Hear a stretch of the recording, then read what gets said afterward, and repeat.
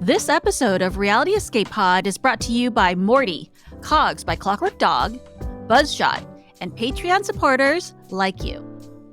One of the most important parts of retaining your customers and acquiring new customers is review management. There are so many different platforms now where people are writing and reading reviews. Google, Facebook reviews, TripAdvisor, Morty, and Yelp. Buzzshot will aggregate all of those for you and makes it easier for you to respond to very good reviews, or more importantly, responding to bad reviews. The way you handle responding to reviews really makes a huge difference for your company image. They also will let you search all of the reviews at once, so you don't have to go to each separate platform. It just makes it all so much easier and streamlined so you can get back to running your business. Streamline your marketing and grow your escape room business. REPOD listeners get an extended free trial and 20% off your first 3 months with no setup fees or hidden charges.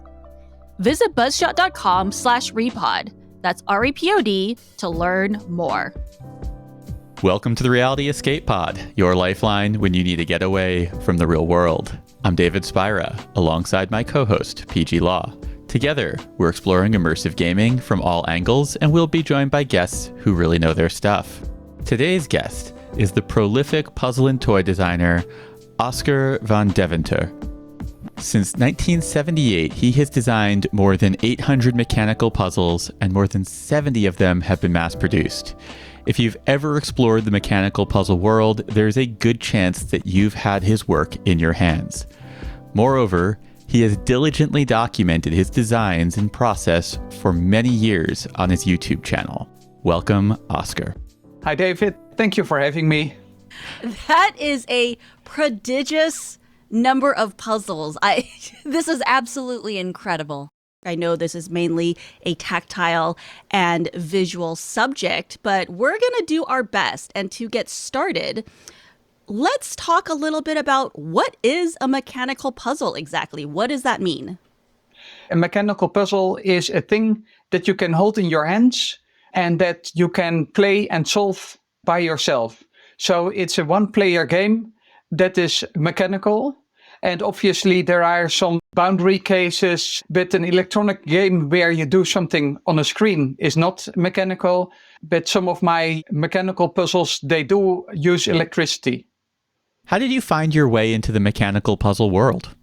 It started with the book Puzzles of the World, in Dutch, Spelen met Puzzels. This book was published in 1978. In May, I still remember, and my parents bought me the book. My tech teacher taught me how to reproduce some of those puzzles. So he taught me how to cut wood, how to draw wood, how to cut accurately, how to measure, etc. And so I started making all the puzzles of the book. And within a couple of months or a year, the book had run out. I had made all the puzzles that I wanted to make, and I wanted to make more. So I started designing. Over all of these years, you have made countless puzzles. I am curious, what is your design process? How do you decide what you're making, and how do you go about doing it? Oh, that's always a difficult thing to answer. Like an Olympic player, how do you train? How do you get so fast? What do you do? What drives you? For me, I know how it works. I see things, I'm inspired. In my early days, I often went to the stationery store and then I saw paper clips. I bought a bunch of paper clips. I made something from paper clips. And then I saw domino tiles and I glued domino tiles together, or staples. I've made cubes of staples. And yeah, every time it's something different that inspires me. And very often it's ideas from other designers. But yeah, everyday objects just runs in my mind. I'm still trying to wrap my head around exactly what type of puzzles it is that you make. And so when I think of mechanical puzzles, I tend to think of those ones that you see in the lobbies of escape rooms, or like what they call tavern puzzles, the ones that are like two nails that are twisted together, or the loop that's tied with a string and you have to unravel it. Is that what we're talking about here? There's a whole categorization, or there are multiple categorizations of puzzles. Jerry Slocum, Edward Horton, and James Delcoty are three of our founding fathers that have made categorizations. So bending nails are examples of one category, the disentanglement, where you take pieces apart from each other. You have the category twisty puzzles, like the Rubik's Cube. You have mazes, you have puzzle jugs. What is a puzzle jug? Well, a puzzle jug is something that looks like an ordinary jug. You know, the thing where you pour in beer and you drink it. However, if you drink it the normal way, where you hold the handle and then you tilt the jug to your mouth, all the beer will spill over your shirt. That's because the puzzle jug has holes in it. So if you drink it the normal way, it spills through all these large holes. However, there is trickery. For instance, tiny channels that you can sip like a straw, where you can then get the beer or your other drink out. I've also seen some puzzles that look like a screwdriver, for instance. It looks like an ordinary object, and then there's a way to manipulate this object where you untwist it and maybe like a little tool comes out and you have to unscrew it. What's that category? That category is called sequential discovery. And it's an extremely popular type of puzzle because usually you get 20 puzzles in one. In one escape room, you also have sometimes a dozen or a few dozen puzzles that you have to solve sequentially. And you can only solve the next puzzle if you solve the first puzzle first. And some of them are easy, some of them are difficult. And yeah, never put a tool away because it may be useful for a next step. Escape room enthusiasts tend to be also enthusiasts of sequential discovery puzzles. I feel so seen. Sequential discovery puzzles are my favorite mechanical puzzle category. David's the first one to introduce them to me. Oh yeah, they win lots of awards. And actually, we just had a discussion with the jury of the International Puzzle Design Competition. I'm one of the jury members.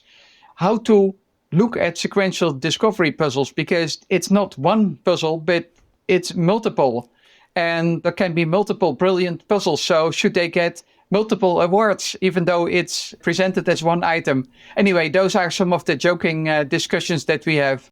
Coming back to your process a little bit, you make so many different iterations on a single design. How do you know when a puzzle design is finished? When it works. So the most notorious puzzle design is what's now called the Hanayama chain puzzle. And this is my absolute bestseller. It has sold a few 100,000, which is a stunning number. And Hanayama chain was a challenge to myself, where I wanted to have a chain with 3 rings. And the object of the puzzle was obviously to take it apart. However, the only way to take it apart was to change the order of the rings. And only when you get the rings in the correct order, you could take the chain apart. And this sounds like an impossible thing. Hey, how can you change the order of the rings like 1, 2, 3, 1, 3, 2, 3, 1, 2? How can you change the order of the rings, but not take it apart? So that was my challenge. And then I started making prototypes. So I started with donut shapes. And this was in the time before 3D printing. So I took pieces of cardboard where I cut out circles, I glued them together, and I made my donut shape. And that first prototype failed, but I learned from it. And then I made the second prototype and a third.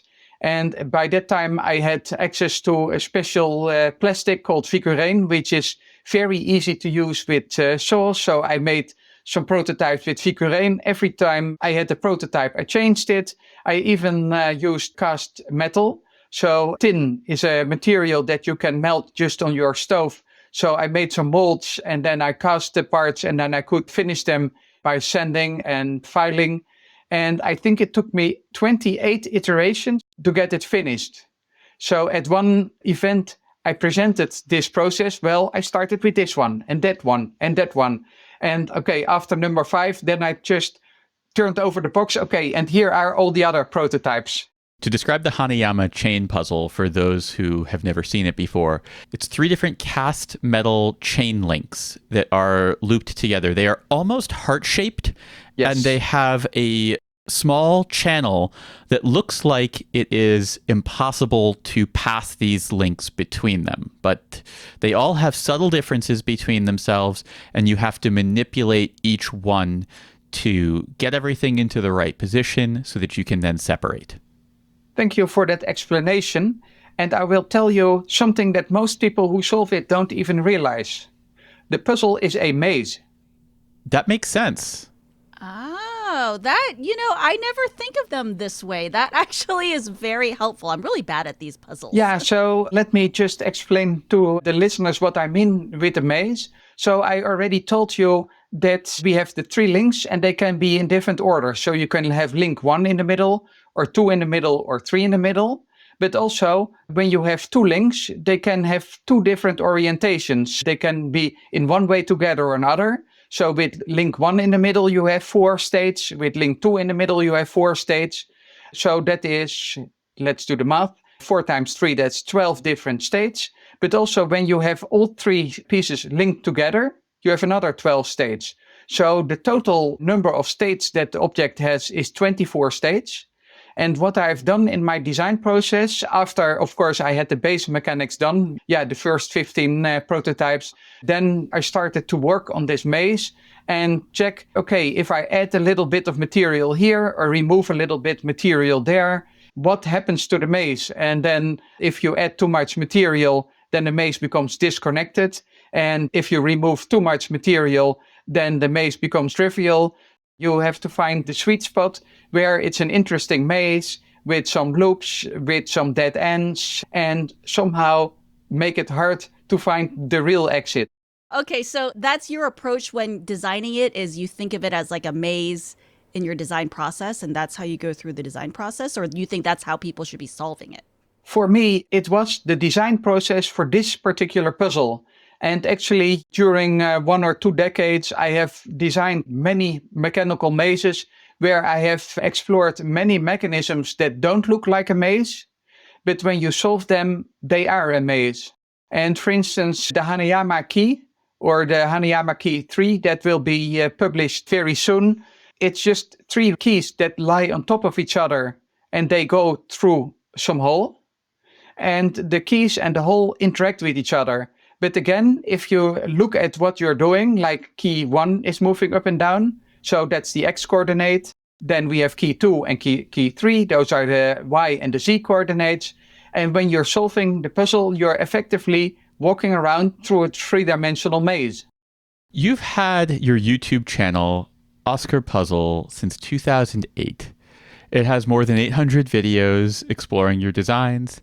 Some demonstrate prototypes, others show finished products. How did you find yourself on YouTube so early? The reason that I got to YouTube is very basic. I was in a communication with Hanayama about one of my puzzle designs, and I needed to explain to them what the puzzle looked like. And in the early days, we sent each other letters and packages, and the up and downs take months. With email, of course, the up and downs go much quicker. But how to show something? And so I made a video recording, still a very primitive one, put it on YouTube and sent them the link like, okay, here's the puzzle, this is how it works. And after that, I started thinking like, let's present some of my other work here. Maybe you have heard of the name Tony Fisher. He is from England and he develops twisty puzzles, all kinds of shape mods of the Rubik's cubes and many others. And some of them are really brilliant and enjoying some world records. But anyway, my example here, I saw what he did with his videos and I thought, hey, that's fun, let's do it too. And by the way, I never considered myself early because at that time already quite a few puzzlers had discovered YouTube. It's still pretty early. Yeah. So do you think that the process of making and releasing video content influence your design work? That's a good question. I think the answer is yes, because thanks to the videos, I get direct feedback from the enthusiasts. In the early days, pre-YouTube and even pre-internet, the way to get inspiration was to meet each other physically. So we go to these events like international puzzle parties, Dutch Cube Days, and other puzzler events. And then you get together, you show each other your stuff, you get feedback, you meet other designers, and together you become more creative. But now, when I post something on YouTube, I get feedback. And perhaps a nice example is the puzzle Serendipitous Discovery. I've designed this puzzle that had magnetic tokens and 4 rotors. It's very hard to describe, but I published it on YouTube. And one of my fans tried to recreate it. And obviously, I encouraged them, go to my page, print it yourself, and you can make a puzzle yourself. However, Mike Wood, in his enthusiasm, he made a few errors. He put some of the magnets upside down, and he didn't put in as many magnets as I did. So he had many holes. By making this mistake and putting in magnets that are upside down, the polarity is now inverted. Your original version just had the magnets working in one direction. By making this mistake, he introduced a second variable, a second style of movement through this puzzle, and as a result, opened up a lot more design space and created more opportunities to take an already interesting concept and make it considerably more interesting and engaging. Exactly. And getting back to the original question, this happy accident in the early days could only have happened when we have shown each other at a puzzlers event. But now through the internet, with the videos, with the 3D printers, you get so much faster feedback. And it's so stimulating to get the feedback and to see these happy accidents and to see how people make variations and come up with ideas. You just mentioned 3D printing, and you were an early adopter of it. So much of the work that you make these days is in the medium of 3D printing. Talk to me about the appeal of 3D printing as a process and as a way of working on puzzle design. 3D printing, it has the benefit that suddenly you're much less limited by the material. So in the early days, when I wanted to make something from paper clips, it should be the paper clips from Staples because those are the paper clips that were there. I couldn't make easily very different paper clips. However, now, if I now need a different shape of paper clip, I can just print it. If I want to have a square paper clip, a round paper clip, a small one, a big one, I can do anything. Effectively, it removes so many limitations. And the interesting thing is that when you have a laser cutter, suddenly my mind starts thinking of things that are flat and that can be cut from flat panels of acrylic. And then when I had only access to wood, it was, what can I design using square wood beams, like 2x2s, etc. There's so many different materials that you can work with and that you do work with. What materials are you most fond of printing in? PLA. PLA is the workhorse of the 3D printing community, which is, by the way, much larger than only the mechanical puzzles. So whenever you find something on Thingiverse and you want to print it, most likely the original was printed in PLA and you will make your copy in PLA. And PLA is a sort of a dream material because it's so tolerant. If your hotbed is a bit too hot, too cold, the material doesn't care. It doesn't clog your nozzle, it just keeps going. And for instance, ABS, it really stinks when you're printing it. And some of the other materials, the absolute worst is if you want to print chocolate. You need to print chocolate on 30.1 degrees Celsius, and that is 30.1, not 30 and not 30.2. Whereas with PLA, you can print it at 180, 200, 230, 240 degrees Celsius. In Fahrenheit, that's also hot. But anyway... Are you talking about actual chocolate? Chocolate that you can eat? Oh yes, please Google for chocolate 3D printing, and you have chocolate 3D printers where you can buy prepackaged chocolate and a special printer, and you just insert your chocolate printing module in the printer and you can print it. But yeah, it has very special requirements. And you have many other materials like clay. I've recently visited the Dutch producer of clay printers.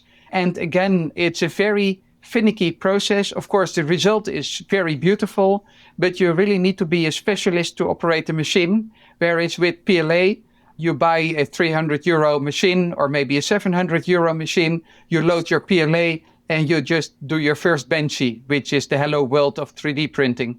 Hello world being the first thing that most people learn how to program is just a simple program that displays the words hello world. It's kind of a tradition in the coding community.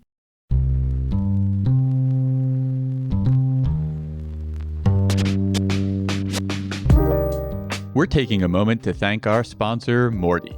Morty is a free app for discovering, booking, tracking, and reviewing escape rooms, haunts, and other immersive social outings. Morty is available for all to use on its fantastic website experience, iPhone and Android apps. I believe in Morty so much that I have a stake in it as an advisor. So, David, I'm always surprised when I go through Morty and I see so many escape rooms haven't claimed their booking on Morty because there's so much you can do when you claim your listing. I get it. Being a small business owner is hard, and there's a lot of things that take up a lot of time. And so things like claiming your listing on Morty can get pushed onto the back burner, but it doesn't take that long, and there are a lot of features and things that can just help. Yeah, first of all, it's totally free. And when you have control of your own listing, you can add photos, which really help me decide whether I want to play a game or not. You can provide discount codes, you can respond to reviews. And one of my favorite things that I just noticed on a game I played recently was a little owner's note at the very bottom of the profile. And as an enthusiast, I super appreciated this. They noted accessibility restrictions. They also noted, even though the game officially says like 3 to 8 players, we recommend 3 to 4. And they also had a disclaimer that some props are purchased, but we made extensive adjustments to redesign the props and make it our own. And so I just really appreciated the little personal note from the company. It's always great to see that someone is awake at the switch. One of the other cool things I'll note is that you can also sync your time slots on Morty. Whether or not you choose to offer instant bookings, you can still have your time slots available, which just makes it more convenient for your players to book their games with you. You can learn more at morty.app/repod. That's REPOD to sign up and get a special badge for our listeners. Link and details in the show notes. So we talked a little bit about some of the different types of puzzles, and I wanted to explore some of your work. You've done a lot of work with twisty puzzles, which are essentially variations of a Rubik's Cube. Can you tell me about the magic of the twisty puzzle? What is it and how does it work? You started with the mother of all twisty puzzles, or father, don't know the gender of a twisty puzzle, but anyway, the Rubik's Cube. Invented in 1974. This year we celebrate the 50-year anniversary of the Rubik's Cube. And we all know the crazy hype that was there in the 1980s. I've experienced that hype firsthand. And early this century, the hype came back, but it was there to stay. So the magic about the twisty puzzle, actually for the designer, it's about the geometry. And there is a surprising variation of geometry. To an outsider, all the twisty puzzles look the same. Yeah, that's another Rubik's type of thing. But there is one twisty puzzle that I designed that also looks like a Rubik's Cube, but all the cut angles are not 90 degrees, but it looks really sloppy. I called it also the sloppy cube, just as a nice theme. So all the cut angles are at some strange angles. And this is a puzzle, a twisty puzzle, that is so difficult that most people can't even scramble it. And that is also how we are selling it. And it's really fun. I've given it to a lot of people and I say, okay, twisty puzzles, you scramble it, I solve it.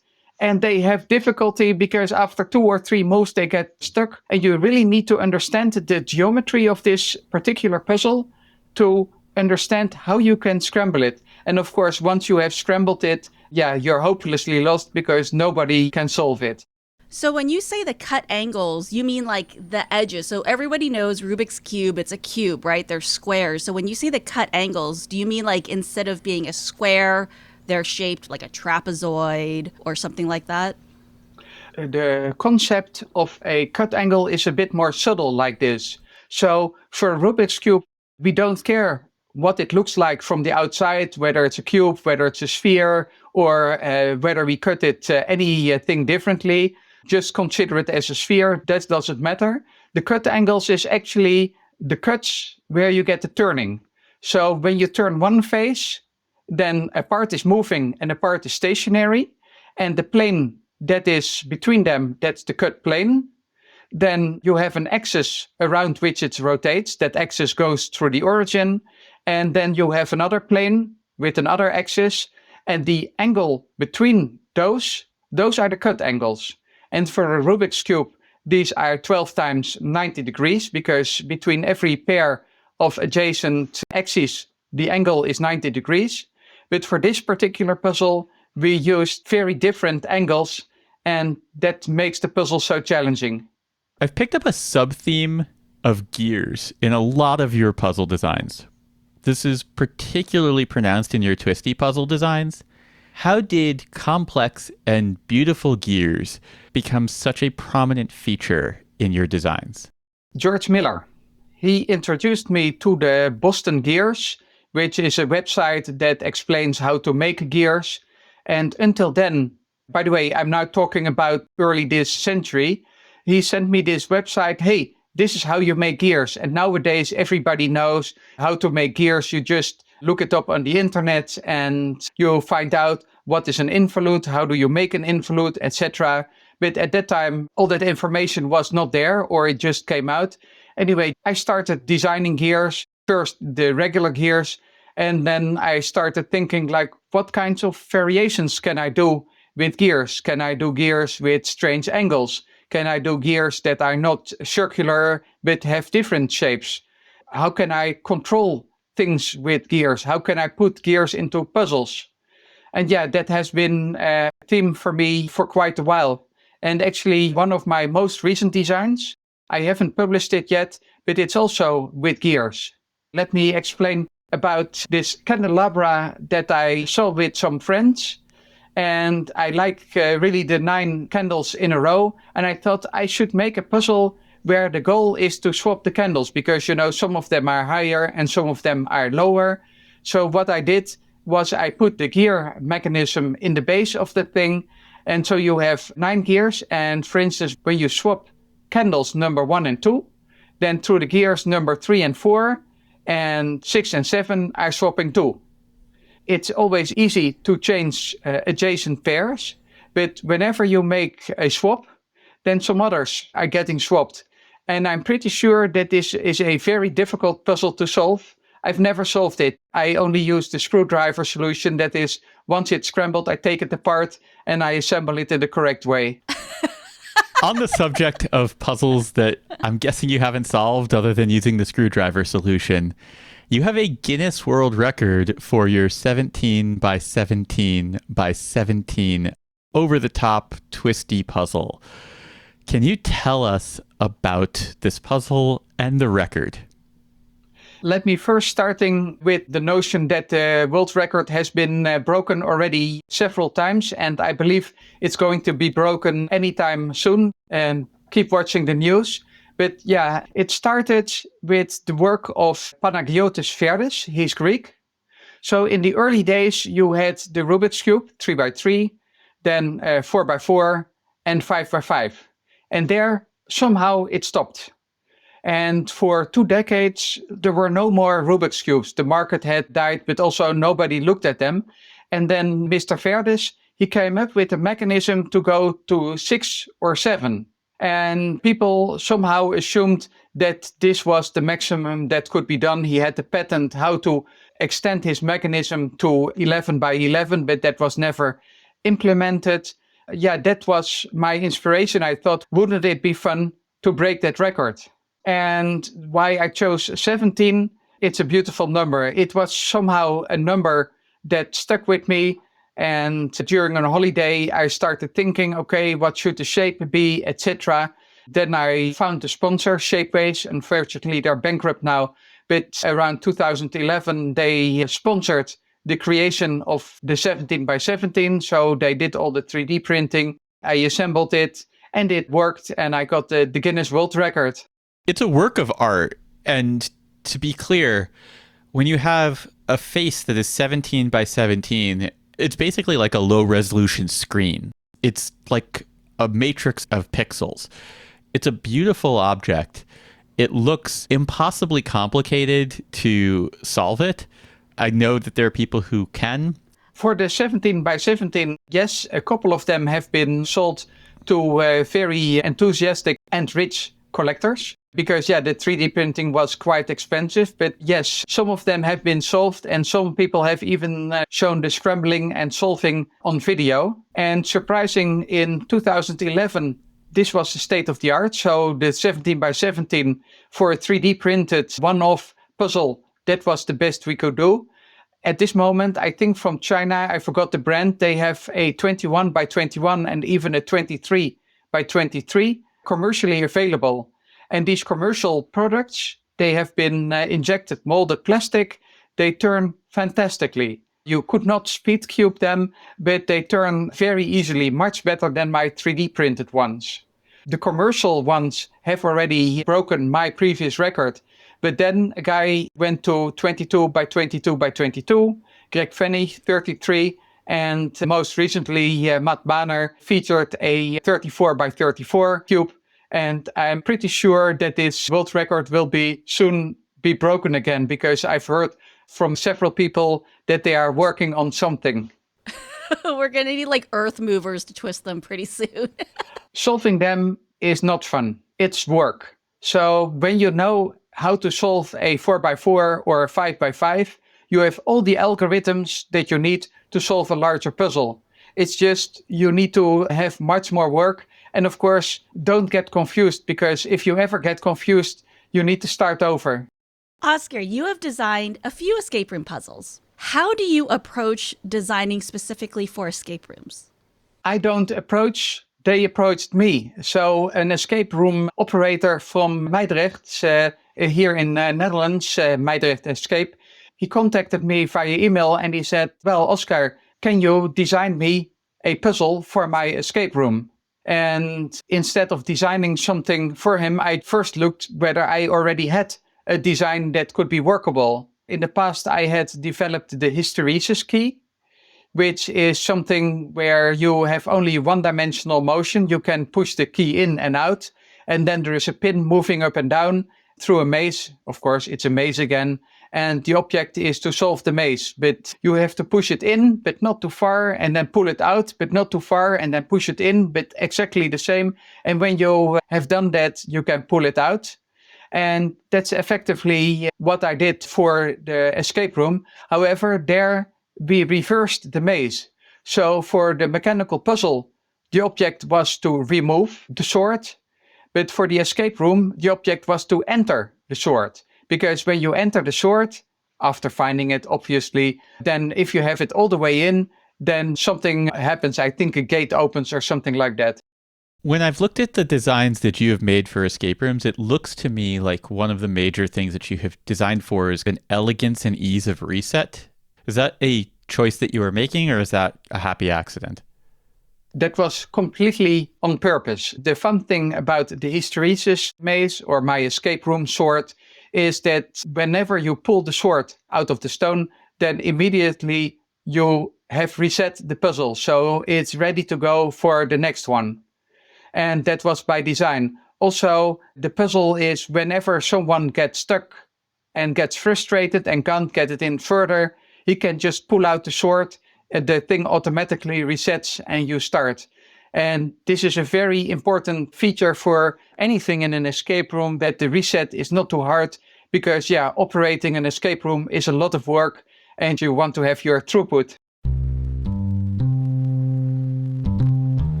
Do you want to integrate tech into your game but don't really know where to start?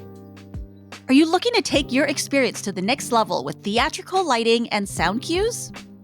Cogs by Clockwork Dog is an easy-to-use platform that will automate your escape room and immersive events. Their plug-and-play hardware works seamlessly with their software, so you can create a game with high-tech puzzles that will reliably trigger, complete with sound and lighting effects. Whether you're an absolute beginner or a seasoned pro, Cogs has a solution for you. One of the things I really love about Cogs is how well it integrates with our other sponsor, Buzzshot, which provides waiver and photo management, and it is an amazing marketing tool for escape rooms. So one of the things you could do is you could pull team names or other information from the Buzzshot forms, the waivers, and use it to customize your game. So how cool would it be to be addressed by your own name inside an escape room? And then after the game ends, Cogs can automatically send stats like the finish times, how many hints the team took, the win-loss data, and send it all back to Buzzshot. So I imagine this is really useful not only for the business so they can see gameplay stats, but another fun thing to consider, maybe your players would get a kick out of seeing those stats. I think there's just so many creative ways you could use the Buzzshot integration in conjunction with Cogs. REPOD listeners get 50% off the Cogs starter set, plus free shipping to the US. Use code REPOD at checkout. That's REPOD. For any questions about using Cogs or integrating tech into your escape rooms, make sure to join the vibrant community of creators on their Discord server. Learn more and start designing your game using their free tutorial by visiting cogs.show. Link and details in the show notes. I want to try and explore the concept of branding and giving meaning to puzzles. You designed the beautiful puzzle and all-around amazing fidget toy, Bram's Magic, with Bram Cohen, the creator of the peer-to-peer BitTorrent protocol. This was later licensed and released under the name Fidgets by ThinkFun. I have a few questions here for you. The first is, tell us about this collaboration and how it came about.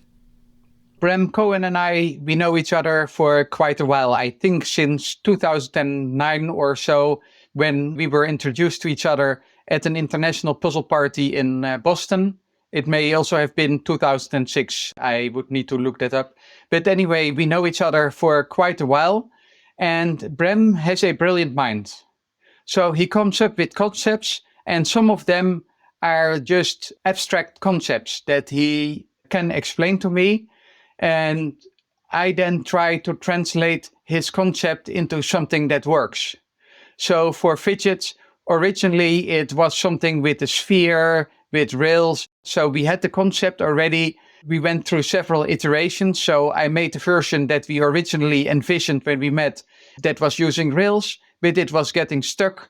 And then suddenly it hit me that it should not be something with rails, but it should be something large grabs around something else large. So two balls grabbing around each other. So I got the mechanism right. So at that point, I 3D printed the sample. I sold one at the International Puzzle Party, and I didn't think much of it. It was really a joint collaboration. Actually, Brent's part was larger than mine because I made the thing that he came up with. I showed him what I've done, and then we did another iteration until we got it right. And I never thought that this puzzle would have any commercial potential. Bram disagreed with me. He showed it to ThinkFun. ThinkFun disagreed with me. They showed it to the larger public, and also the larger public disagreed with me because they really loved it, and it's one of our best-selling puzzles. It's a beautiful piece. I'm curious, though, I don't know how much of this you have control over when you're licensing, but how does Bram's Magic become Fidgets? How does that branding and presentation change happen?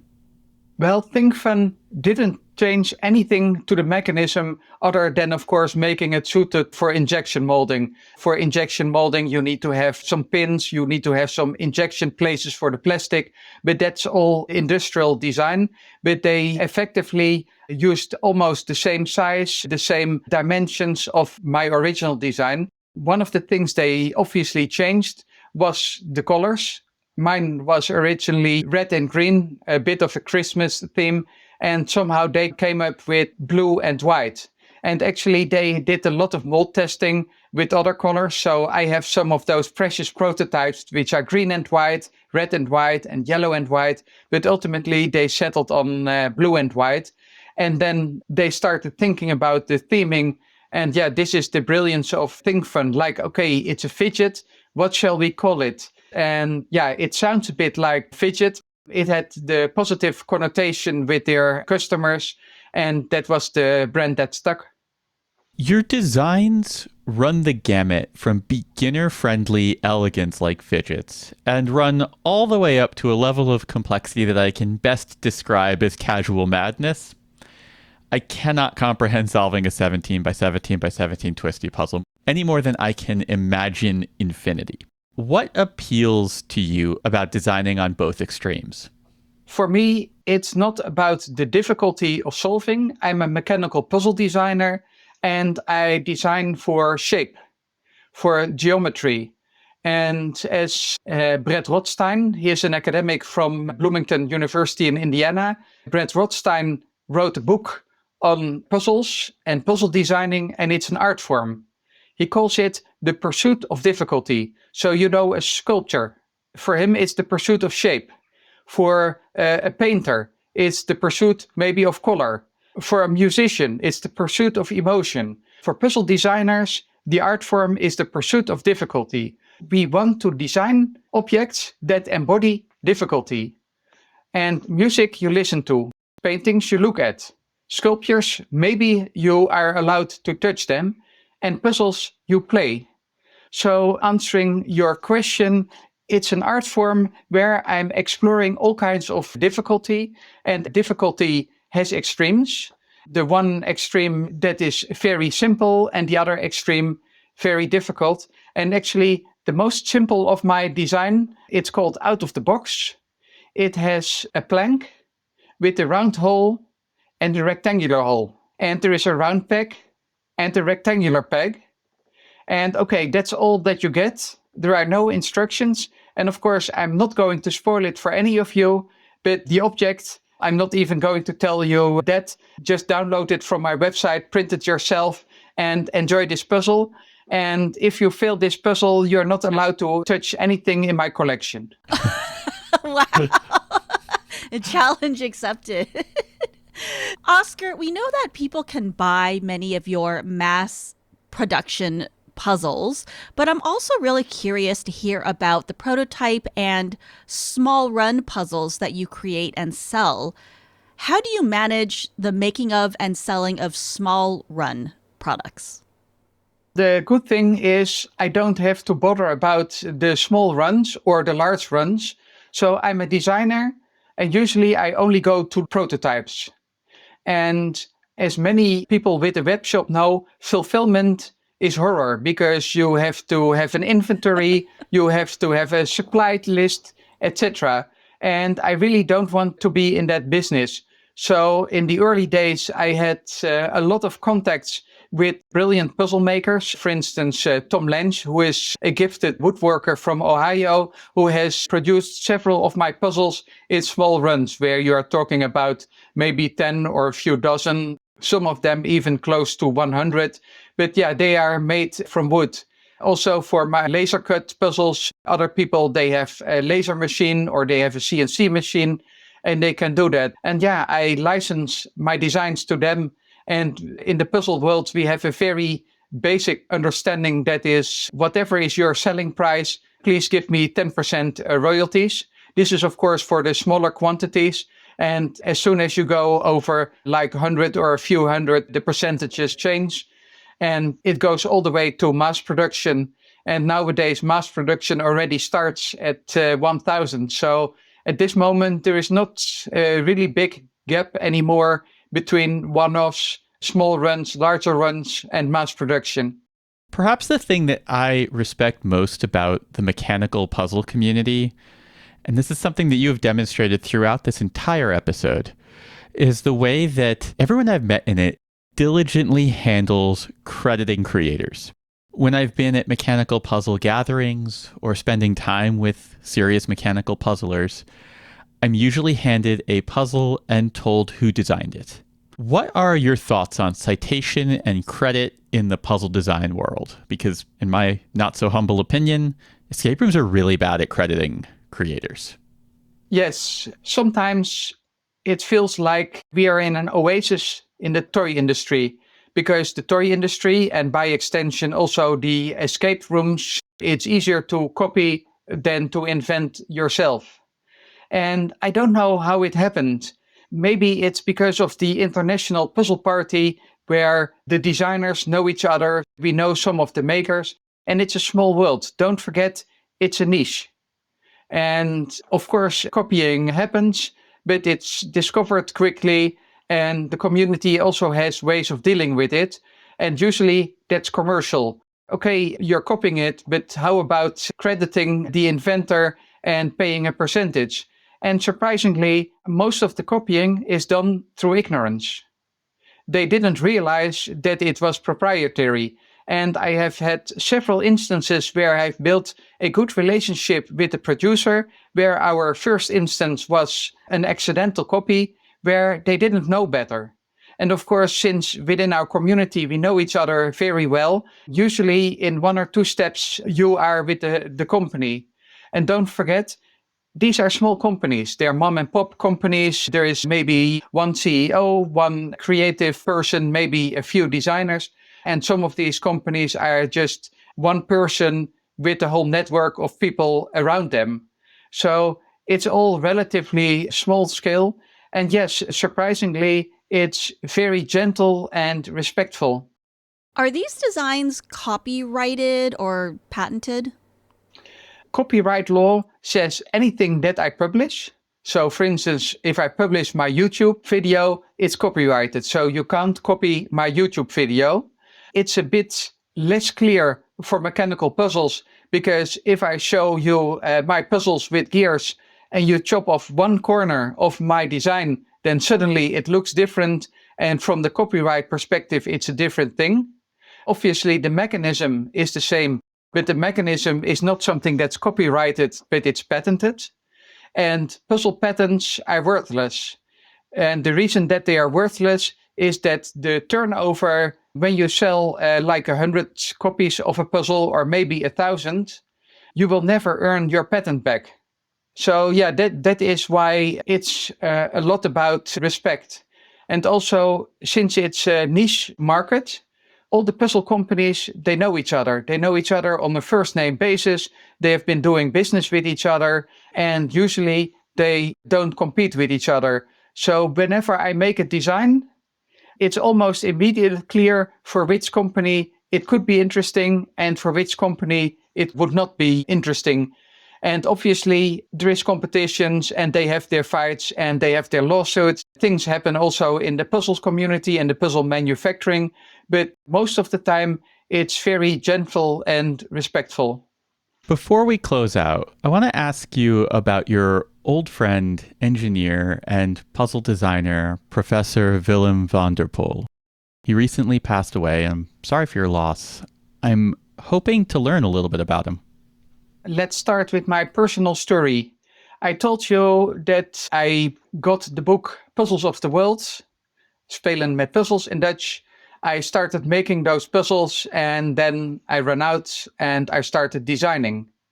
But one of those puzzles in the book was the Van der Poel puzzle. Obviously, I had made a copy, and I just wrote him a letter. I don't know how I found his address, but well, I think in those days you just had a phone book where you could look up people.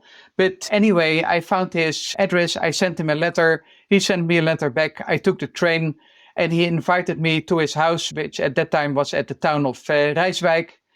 He showed me his collection. He even gave me one of his Kamei puzzles. And by the way, Kamei is one of the most beautiful and interesting Japanese brands of puzzles from Akio Kamei.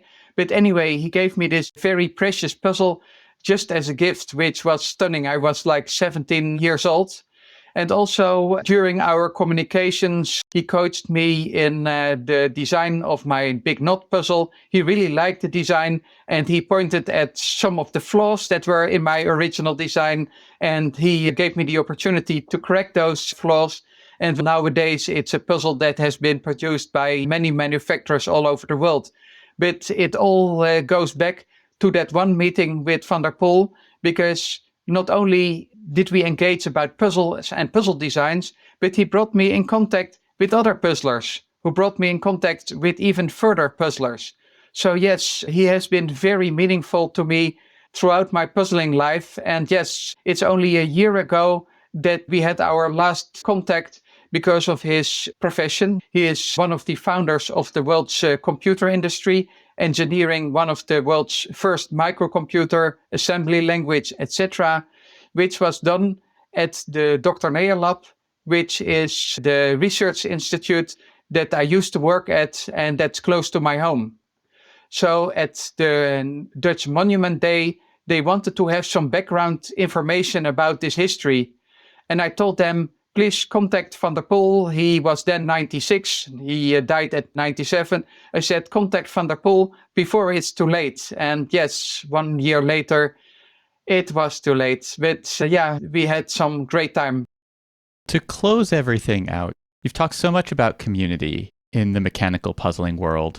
Tell me a little bit about the International Puzzle Party, as well as the smaller regional puzzle parties and gatherings that exist all over the world.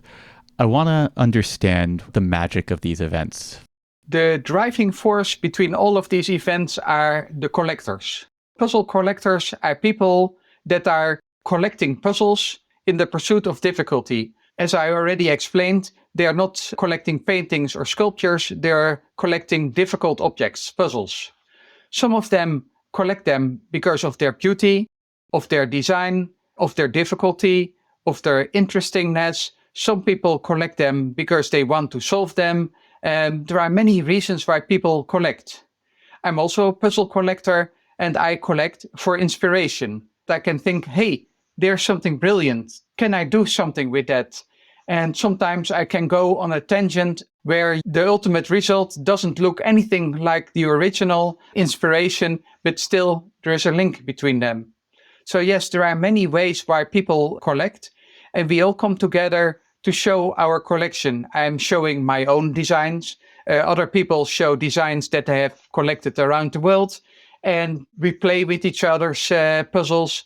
We try them. Sometimes we trade them, we swap them, we sell them, we buy them, just to get the things that we want. And these events are very inspiring. Sometimes we have exchanges where the Edward Horton Puzzle Exchange is the annual exchange where people make like 100 of their own puzzle, and they swap them with 100 puzzlers, and each of them gets one. And so you start with 100 puzzles of your own, and you end up with a box full of 100 new puzzles that nobody has, and now you have them. Yeah, it's quite exclusive. I can attest to that. We have a few people in the community like Brett Keener and Brian Pletcher who are major collectors of beautiful and unusual mechanical puzzles. And I just want to tell anybody, if you know anybody in your life who collects mechanical puzzles and has ever invited you to come play with their collection, your answer is always yes. Many of these items are exclusive, they are expensive, and it's like escape rooms. Once you play them once and you get the hang of it, that's it. So being invited to play with these and to experience the collection of a mechanical puzzle collector is just a wonder and a joy. And also having you on this podcast has also been a wonder and a joy. We're so grateful you came to join us and share your knowledge. What is the best way for people to follow your work and connect with you? Go to YouTube, type Oskar Puzzle, OSKARPUZZLE, Oskar Puzzle, and you will immediately see my channel. And when you're on my channel, feel free to comment. And if you have any inspiring comment, I may respond to that. I usually respond to questions. And if you really are interested in contacting me on YouTube, there's also a link to my contact page. So it's very easy to find me. And if you want to engage with my puzzles, since the advent of 3D printing, I'm now publishing my puzzles at my Print It Yourself page. So if you're looking for Oskar van Deventer and then print it yourself, probably a short internet search will guide you to my page, or you can find it through YouTube as well, because it's linked in each of my videos. We will have all the links available for our listeners in the show notes. Oskar, thank you for joining us. My dear friend Brett Keener helped me prep for this episode. He's a big puzzle collector. He's come up a few times in this episode. And when telling me about you, Brett said, I think of him as the most prolific puzzle polymath ever. There are other people who have perhaps designed as many puzzles, though I'm not even sure of that. But no one has tackled so many different kinds or documented them as publicly as Oskar. And I loved that sentiment. He really captured so much of what you're bringing. And I think that as I have researched for this episode, I found that you've brought so many different puzzles and puzzling innovations to the world. But even more than that, the way that you have shared the process, brought people in on the designs, and documented everything as you've gone, it has really helped to educate and elevate the discussions around mechanical puzzle design. And I'm just very thankful for that. And thank you for sharing all of that knowledge with our audience. And thank you for having me. It was fun.